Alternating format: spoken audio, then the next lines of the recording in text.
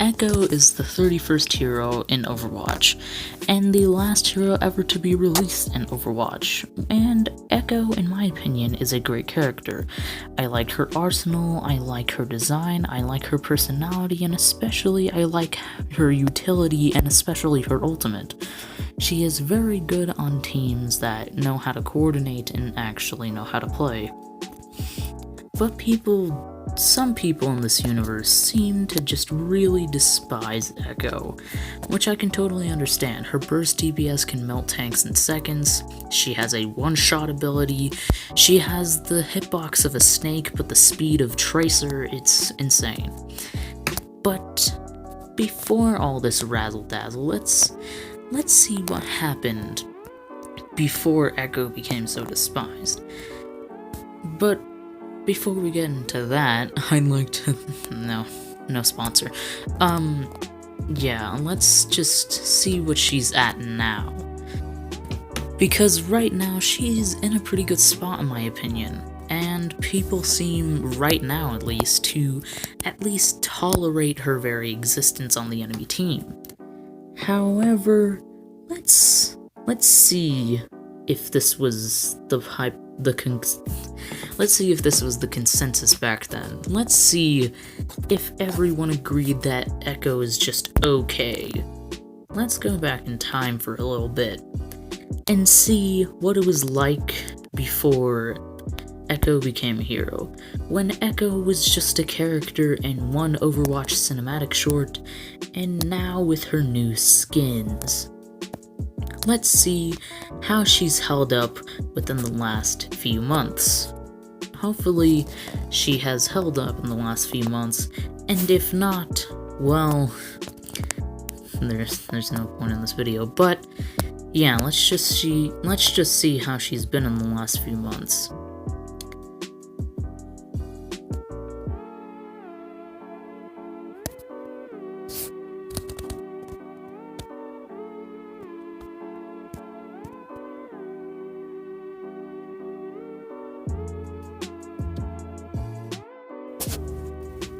So let's start off with her history. She was first introduced just as an extra in the reunion short when the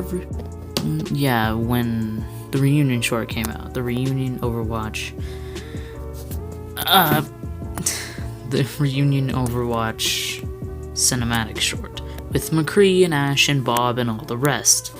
Now, when people saw Echo come out of that little pot of hers, everyone was like, Echo healer? Echo healer. And then, everyone assumed that Echo was going to be a healer, or some combination of a flying healer, or just any healer type character.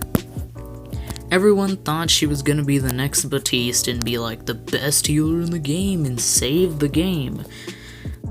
But, boy were they wrong. Now, after this short, we didn't see her star much. We saw her star in the 0 hour short for Overwatch 2, but she was there for like mostly under 15 seconds and at the very end. And then when people saw Echo's sticky bomb ability being shown, everyone was like, huh? Sticky bomb heal bombs? Sticky bomb heal bombs. And everyone thought, yep, she's a healer. But what about if she wasn't a healer? What if those sticky bombs were DPS? And yeah, they were, but we're talking about the past right now. People didn't really have the cognitive function to say Echo was a DPS. People wanted to say Echo was a DPS, you know, be fantastic edgelords and whatnot, but everyone knew Echo was going to be a healer regardless of what anyone said. And that's when the problems arrived.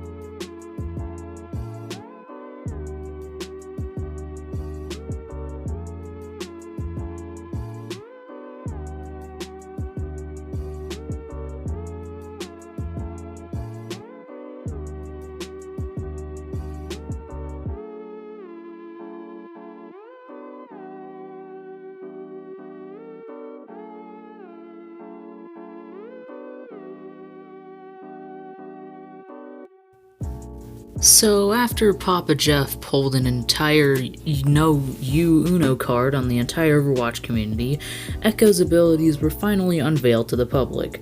These consist of Flying, the Kamehameha, and the Flying Jelly, all of which have insane utility. The Flying basically makes you a better Pharah, even though they buffed Pharah recently, so we're just gonna skip over that, don't worry. Yeah, First, when flying, you get a little boost in any direction you're holding the stick, or any of the keys on PC. I don't play PC.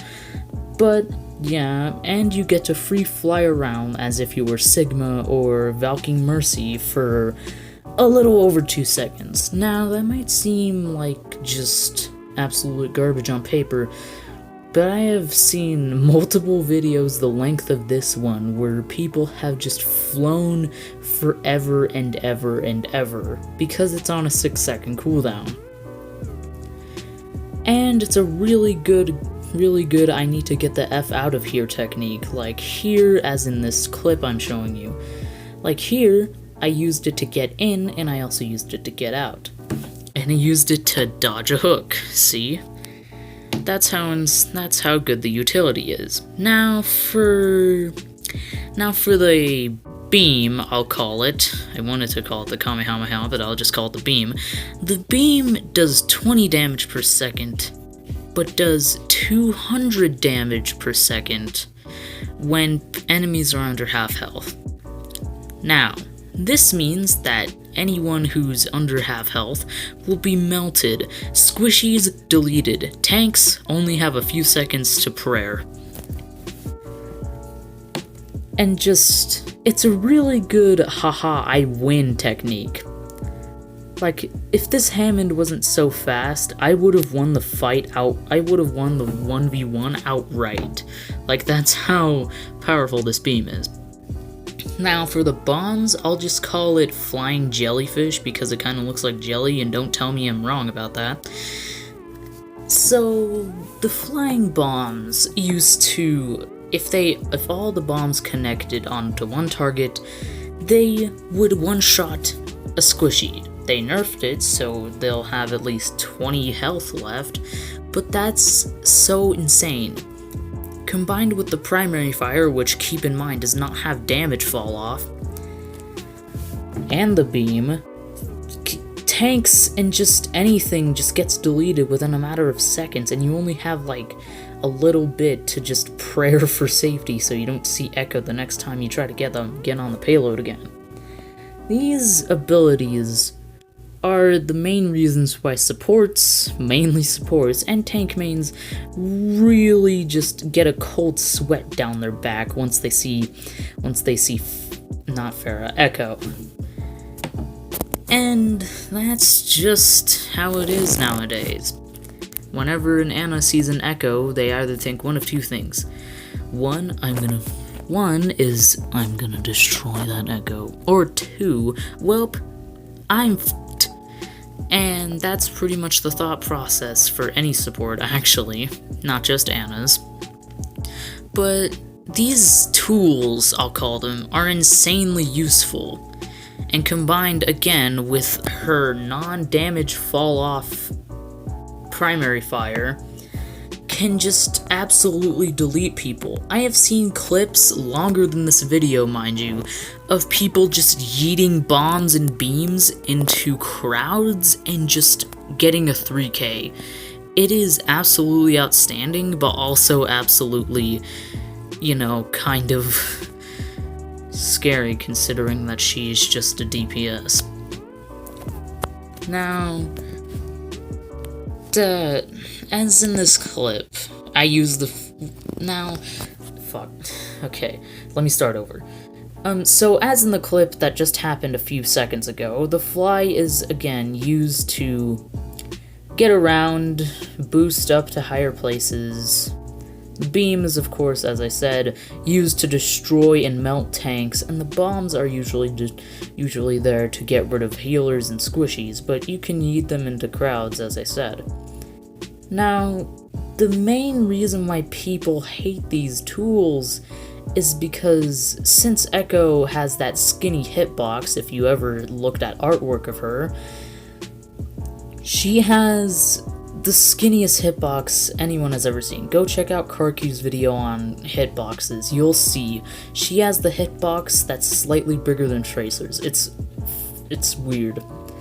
But yeah, combined with her mobility, hit scans and, projectiles, hit scan mains and projectile mains alike all but hate this character because she's so darn fast and she has such a skinny hitbox.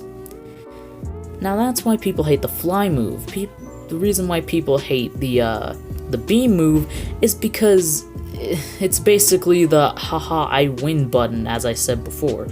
Because if you're in a 1v1 with anyone that's not Echo or Roadhog, you can basically just tap them once in the face and then just win 2 seconds later.